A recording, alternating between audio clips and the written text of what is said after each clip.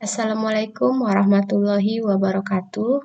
Apa kabar anak-anak ibu semua? Semoga kalian tetap sehat dan tetap semangat belajar. Nah, hari ini kita masuk materi tentang interaksi desa dan kota. Nah, kita akan membahas pengertiannya terlebih dahulu. Oke, kita lihat yang pertama. Interaksi desa dan kota dapat diartikan sebagai hubungan timbal balik, ya. Interaksi hubungan timbal balik antara desa dengan wilayah perkotaan yang bersifat harmonis dan saling menguntungkan. Inilah tujuan dari interaksi desa dan kota. Nah, sekarang kita lihat apa saja faktor-faktor yang berpengaruh terhadap interaksi. Ada 3 hal. Yang pertama, faktor kelengkapan wilayah yang disebut juga dengan regional complementary. Nah, kelengkapan wilayah dapat diartikan sebagai adanya perbedaan sumber daya antara satu wilayah dengan wilayah yang lain. Artinya, interaksi ini terjadi karena adanya perbedaan potensi atau perbedaan sumber daya antara wilayah yang satu dengan wilayah yang lain.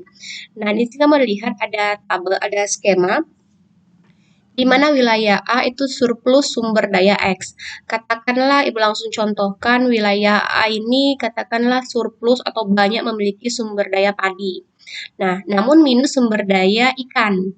Nah, kemudian minus juga sumber daya buah-buahan. Itu sumber daya zat itu ya, katakan contoh buah-buahan. Sedangkan wilayah B ini surplus sumber daya ikan, tapi minus sumber daya padi dan juga minus sumber daya buah-buahan. Nah, sedangkan wilayah C itu surplus atau banyak memiliki sumber daya buah-buahan, minus akan sumber daya padi, dan minus akan sumber daya ikan. Nah, dari 3 skema ini menunjukkan adanya perbedaan potensi di wilayah masing-masing. Nah, ini menunjukkan karena memiliki perbedaan sehingga terjadi yang namanya interaksi. Kenapa? Karena membutuhkan satu sama lain. Sehingga terjadilah interaksi di ketiga wilayah tersebut. Nah, inilah faktor kelengkapan wilayah. Kita lihat faktor kedua, yaitu faktor kesempatan berintervensi. Nah, arti intervensi itu adalah sebagai adanya suatu wilayah untuk menyuplai kebutuhan dua wilayah yang saling berinteraksi sehingga dapat melemahkan pola interaksi antara kedua wilayah tersebut. Nah, ini contoh yang pertama kita lihat wilayah A. Wilayah A itu surplus sumber daya padi, sedangkan minus sumber daya ikan. Untuk wilayah B itu surplus atau memiliki banyak sumber daya ikan, tapi tidak memiliki wilayah padi, tidak memiliki padi. Artinya ini wilayah B berarti wilayah perikanan atau wilayah pesisir, sedangkan wilayah A ini wilayah pertanian padi. Nah, ini menunjukkan harusnya terjadi interaksi karena kedua wilayah ini ada yang memiliki sumber daya padi, ada yang memiliki sumber daya ikan. Harusnya terjadi interaksi kuat. Namun muncul pihak ketiga yaitu wilayah C. Di mana wilayah C ini surplus kedua-duanya, artinya memiliki wilayah ini memiliki kedua-duanya. Memiliki padi yang banyak berlimpah dan memiliki sumber daya ikan. Sehingga interaksi wilayah A dan B melemah. Kenapa melemah?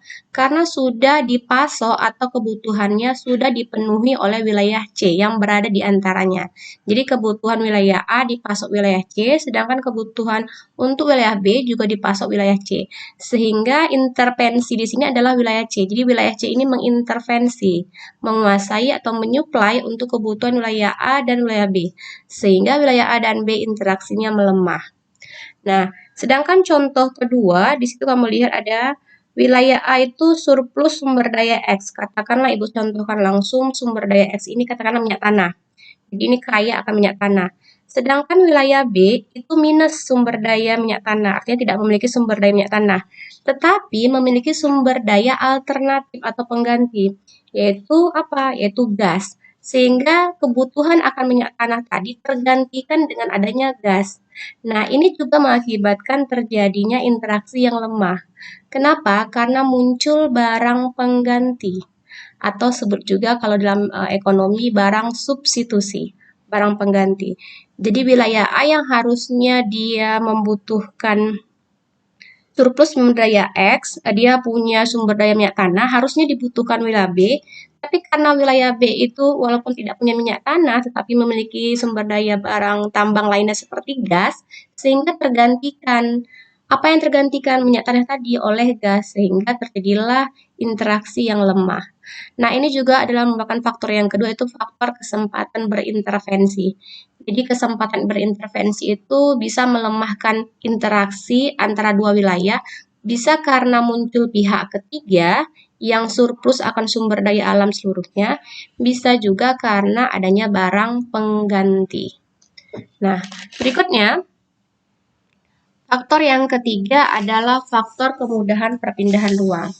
Jadi perpindahan ruang, perpindahan fisik maupun non-fisik berakibat terjadi interaksi. Hal ini dipengaruhi oleh 3 hal.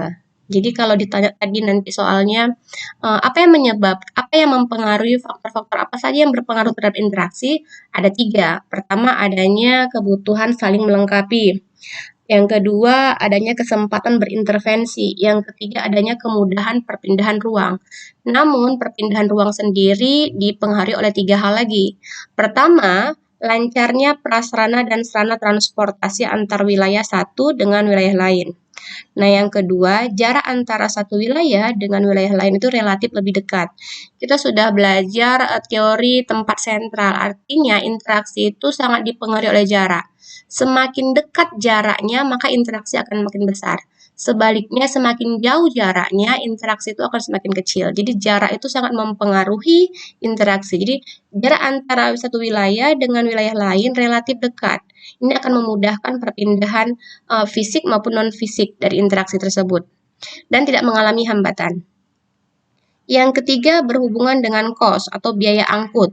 Jadi biaya transportasi juga mempengaruhi karena manusia ataupun masyarakat itu lebih mau berinteraksi jika tidak terlalu membutuhkan biaya yang banyak.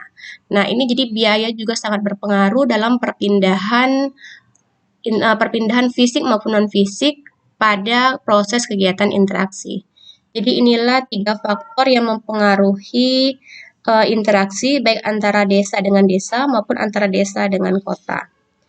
Nah, berikut ada teori interaksi. Jadi teori ini berhubungan dengan rumus, teori gravitasi namanya.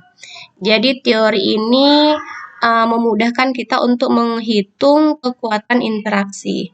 Jadi rumusnya IAB sama dengan K dikali dengan PA kali PB per DAB pangkat 2. Jadi IAB ini, AB boleh kamu ganti XY karena AB itu hanya simbol saja. Sama dengan K itu konstanta, konstantanya 1, jadi boleh kamu hilangkan juga nggak masalah.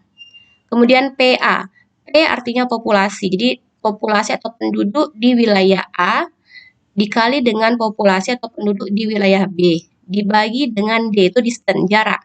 Jarak dari wilayah A ke wilayah B pangkat 2. Inilah cara untuk menghitung kekuatan interaksi.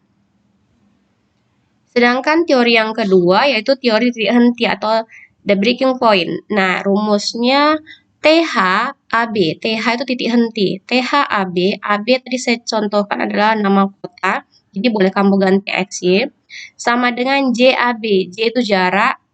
Jarak wilayah A per wilayah B dibagi dengan 1 tambah akar PA per PB. Jadi 1 ditambah 1 itu harus kamu tulis karena itu konstantanya, bukan perkalian, jadi nggak boleh kamu hilangkan. 1 tambah akar PA, jumlah penduduk A dibagi dengan jumlah penduduk B. Nah, apakah selalu seperti itu? Tidak. Jadi bukan karena abjadnya A duluan baru B, bukan, tapi jumlah penduduk yang paling besar dibagi dengan jumlah penduduk yang paling kecil. Jadi nanti kalau ada soal PA-nya lebih kecil jumlah penduduknya, sedangkan PB-nya lebih besar, maka kamu balik PB per PA, nggak ada masalah. Yang jelas harus jumlah penduduk yang paling besar itu membagi jumlah penduduk yang paling kecil. Jadi itulah rumusnya. Untuk hari ini cukup sekian Ibu jelaskan. Jadi saya tidak kasih tugas, saya hanya minta kamu untuk pahami kembali, ulang-ulang kembali apa yang saya jelaskan untuk hari ini, Nak. Nah, kemudian kamu boleh tambah lagi dengan membaca bukumu atau literasi bukumu halaman 93 sampai 95. Nah, di situ juga ada penjelasan tentang interaksi ini. Untuk minggu depan baru saya kasih contoh soalnya. Jadi saya harap hari ini silakan baca kembali bukumu, kemudian pahami materi yang saya berikan.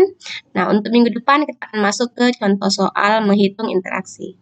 Oke, sampai di sini Nak. Mudah-mudahan kamu tetap semangat belajar dan tetap jaga kesehatan. Nah, mudah-mudahan kita akan bertemu pada kesempatan yang baik dan mudah-mudahan kamu tetap sehat. Oke, sampai di sini Nak. Assalamualaikum warahmatullahi wabarakatuh.